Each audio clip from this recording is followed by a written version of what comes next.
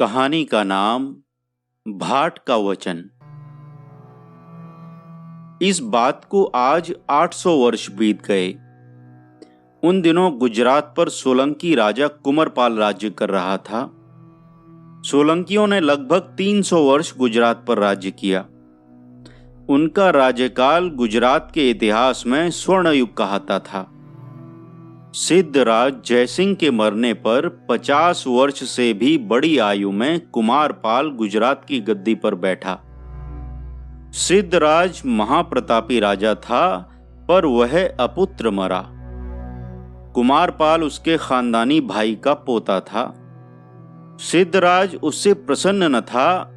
अपने राज्यकाल में ही उसने जब यह सुना कि कुमारपाल ही उसका उत्तराधिकारी होगा, तो उसने चिढ़कर कुमारपाल को जान से मरवा डालने के बड़े बड़े प्रयत्न किए और कुमारपाल बहुत दिन तक छद्मवेश में देश विदेश में ठोकरें खाता फिरा।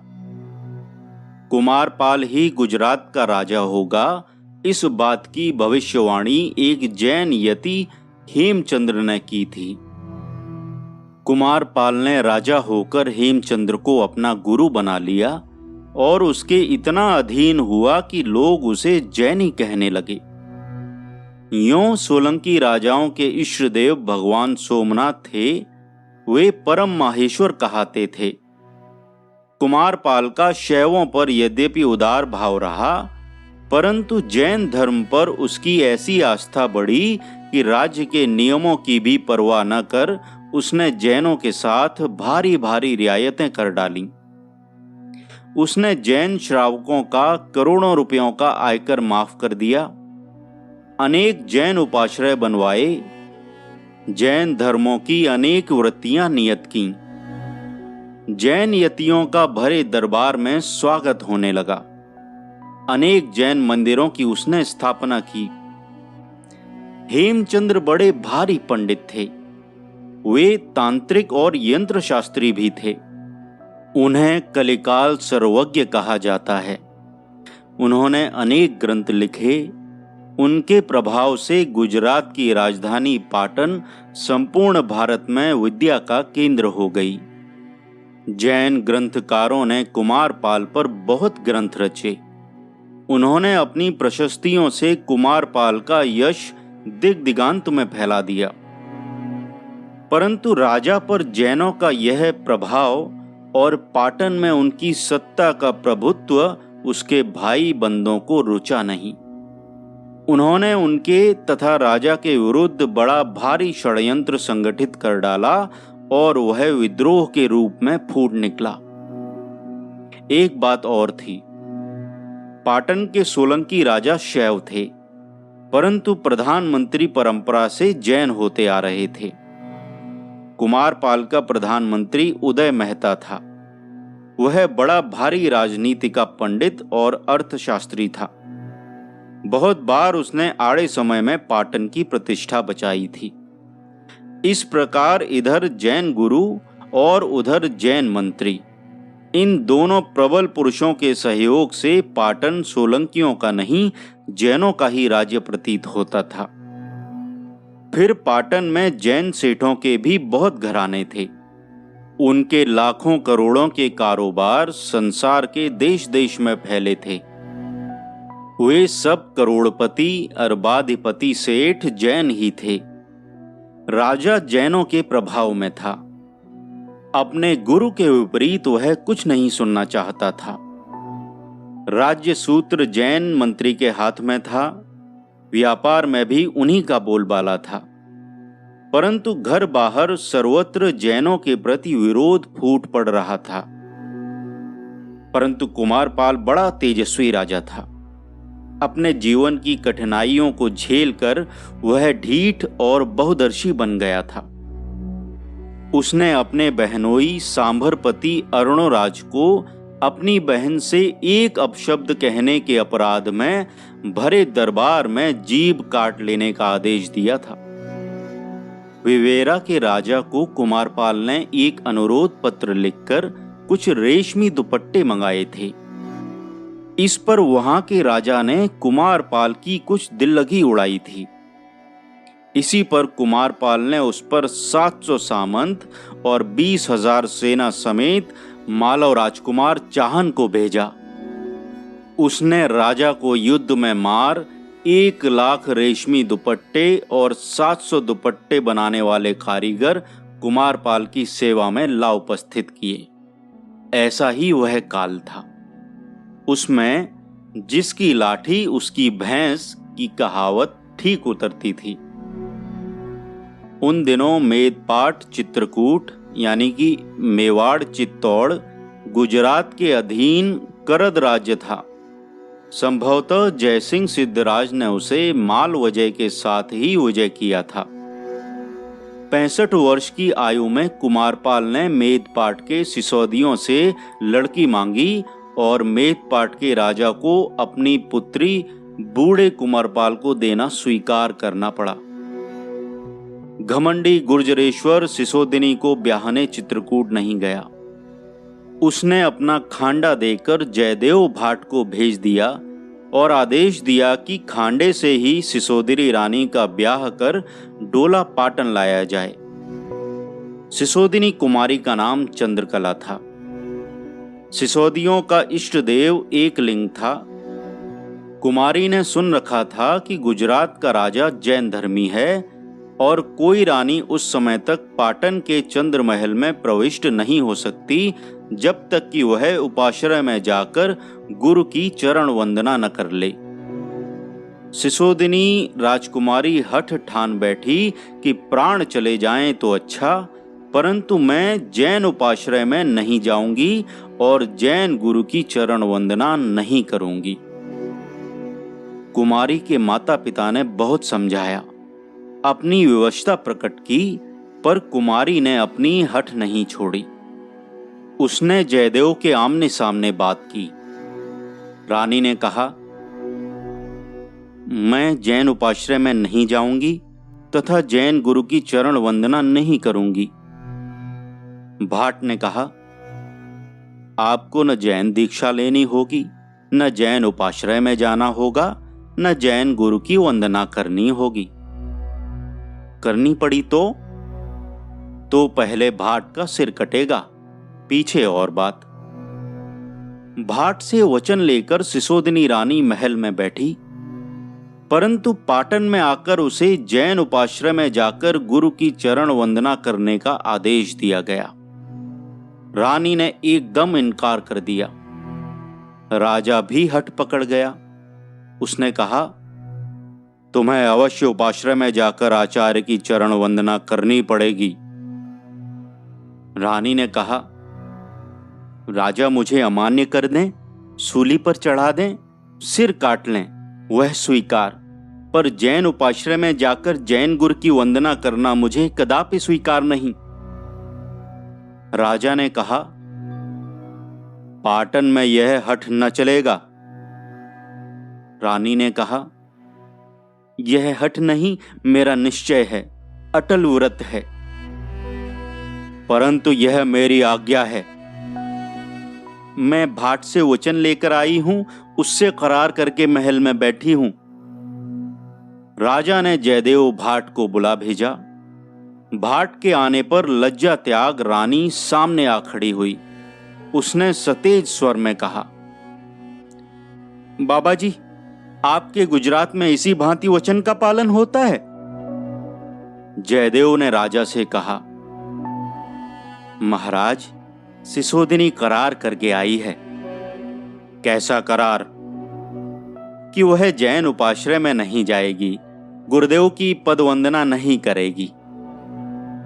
कुमारपाल क्रुद्ध हो गया। उसने कहा, यह नहीं हो सकता। यही होगा महाराज। क्यों होगा? मैं वचनों से बंधा हूं। पर तुझे ऐसी प्रतिज्ञा करने का अधिकार किसने दिया? आपने। आपकी आज्ञा से मैं खांडा लेकर मेदपाट गया था। गया था तो फिर? जब मैंने देखा कि बिना वचन दिए राजपुत्री ब्याह न करेगी और गुजरात की प्रतिष्ठा भंग होगी या रक्त की नदी बहेगी, तो मैंने प्रतिज्ञा करनी ठीक समझी और अब उसका पालन होना चाहिए महाराज। यह तूने अच्छा नहीं किया। आप जैसा समझे पृथ्वीनाथ, परंतु अब वचन पालन करना होगा। यह कदापि न हो सकेगा। रानी को गुरुदेव की पद वंदना करने उपाश्रय जाना होगा। तो महाराज पहले मेरा सिर कटेगा, पीछे सिसोदिनी रानी का जो हो सो हो। यह भाट का वचन है महाराज। रानी ने कहा, महाराज मेरी जीभ काटने या विषपान करने की आज्ञा दे सकते हैं, परंतु उपाश्रय जाने में क्या है? वहां मैं नहीं जाऊंगी, नहीं जाऊंगी। जयदेव ने कहा, महाराज कुल धर्म त्यागने से कल्याण नहीं होगा। मैंने महाराज सिद्धराज जयसिंह की भी सेवा की है और आपका भी शुभचिंतक हूं। मैं सूर्य को साक्षी देकर यह वचन कहता हूं कि भाट का वचन राजा के वचन से ऊपर है महाराज। जयदेव तेजी से वहां से चल दिया। हवा में उसकी सफेद दाढ़ी फहरा रही थी। वह सीधा राजा के भाई अजयपाल के पास गया और कहा, महाराज भाट आपका शरणागत है। मैंने सिसोदिनी को वचन दिया है। अब उस वचन, धर्म तथा सिसोदिनी के प्राण तीनों की रक्षा के लिए अपनी तलवार मुझे दीजिए। अजयपाल ने तलवार नंगी करके कहा, यह गुजरात की प्रतिष्ठा का प्रश्न है। यह तलवार उसकी रक्षक है। जयदेव ने अजयपाल की विरत गाई। अजयपाल और जयदेव ने परामर्श करके यह निर्णय किया कि सिसोदिनी रानी को महल से निकालकर भाटों की संरक्षता में मेदपाट पहुंचा दिया जाए।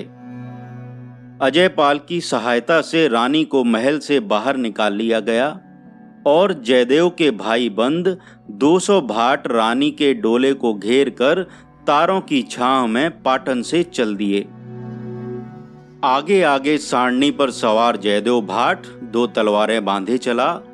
उसके पीछे उसका बेटा घोड़े पर तलवार, कटारी, जमघर, तेगा बांधकर, और उसके पीछे कुछ पैदल, कुछ सवार भाट। किसी के हाथ में तलवार, किसी के हाथ में लाठी, कोई घड़ेदम निहत्ता। राजा ने सुना तो क्रोध से आग बबूला हो गया। वह स्वयं क्रोधोन्मत्त हो भाटों की ओर उस ढीठ क्षत्रिय बाला को अपनी अवज्ञा का दंड देने गुर्जर सैन्य लेकर पीछे दौड़ चला। अभी 10 कोस का मैदान भी न पार हो पाया था कि गुर्जर सैन्य ने रानी के डोले को धर दबाया। सारे भाट सिमट कर मरने मारने को तुल बैठे। जयदेव ने आगे आकर डोले का मुजरा किया और कहा, रानी लाज शर्म का मौका नहीं है। डोले से बाहर आओ और सांडनी पर चढ़कर मेदपाट की राह पर दौड़ जाओ। यह सांडनी 60 योजन धावा करती है। मेरा बेटा तुम्हारी रक्षा में है और मैं अपने भाई बंदों के साथ गुर्जरेश्वर से लोहा लूंगा। उसने अपनी तलवार सूत ली। जयदेव ने ललकार लगाई, भाइयों अब अनी का वक्त है। दुनिया देखे कि भाट का वचन बड़ा है या राजा का। भाटों ने हुंकार भरी, भाट का वचन, भाट का वचन। तो भाइयों सब कोई सिर से कफन बांध लो। सब भाटों ने सिर से कफन बांध लिया और जिसके हाथ जो पड़ा लेकर मारने मरने को तैयार हो बैठा। सबके आगे नंगी तलवार दोनों हाथों में लिए जयदेव भाट था। गुर्जर सैन्य ने भाटों को देखते ही देखते घेर लिया। कहां अथाह समुद्र के समान गुर्जर सैन्य, कहां बूंद के बराबर भाट। चारों ओर तलवारें छा गईं। कटाकटी चली ही थी कि इसी समय सिसोदिनी रानी दोनों दलों के बीच आ खड़ी हुई। उसने एक हाथ ऊंचा करके सतेज स्वर में कहा, क्षण भर ठहरो, यह मैं एकलिंग के शरण चली। और रानी के हाथ की कटारी मूठ तक रानी के कलेजे में घुस गई। लाल रक्त ने उसकी सुहाग चिन्हों से भरी चुनरी को रंग दिया।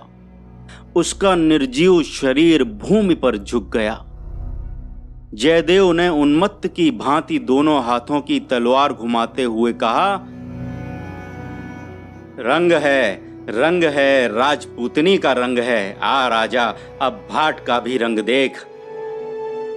किंतु कुमारपाल जड़वत स्तंभित खड़ा का खड़ा रह गया। गुर्जर वीरों की तलवारें उठी की उठी रह गईं।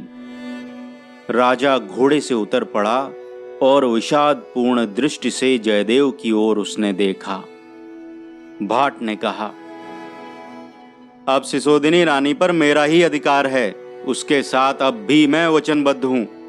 महाराज को इसमें आपत्ति हो तो मेरी यह तलवार हाजिर है। किंतु राजा ने जवाब नहीं दिया। वह नीची गर्दन किए कुछ देर खड़ा रहा। फिर उसने कहा, जयदेव, अब मुझे क्या करने को कहता है? महाराज, महल पधारें। मैं सिसोदिनी रानी को लेकर पाटन आता हूं। कुमारपाल विषण्ण वदन पीछे पीछे लौट गया और भाटों ने सिसोदिनी का शरीर कंधों पर उठा लिया। वे पाटन लौटे। पाटन के अंचल में महाचिता चुनी गई। भाट सब इस काम में जुट गए। जयदेव ने कहा, जहां जितना चंदन मिले उठा लाओ। जितना दुकानों में हो वह सब, जितना मकान महल में लगा हो वह सब। राजा की 12 दरी चंदन के खंभों पर थी। भाटों ने 12 दरी ढाकर खंभे उखाड़ लिए। चंदन का पहाड़ लगा। उस पर भी कपूर, कस्तूरी, कुमकुम की बरसात बरसने लगी। सारा पाटन वहीं आ जुटा।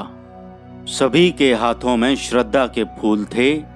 सभी की आंखों से गंगा जमुना की धार बह रही थी। राजा ने भाटों को मनमानी करने से नहीं रोका।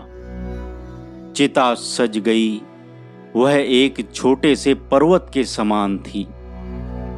चिता में रानी का शरीर रखकर जयदेव ने उसकी 3 परिक्रमा की और फिर आग लगा दी। देखते ही देखते ज्वाला का समुद्र लहराने लगा। बूढ़े जयदेव ने पुकार लगाई, फट भूंडा फट पाखिया, तैं लीगी हमारी लाज। तारू जाशे वर्षे राज, मौत कमोते वदियां।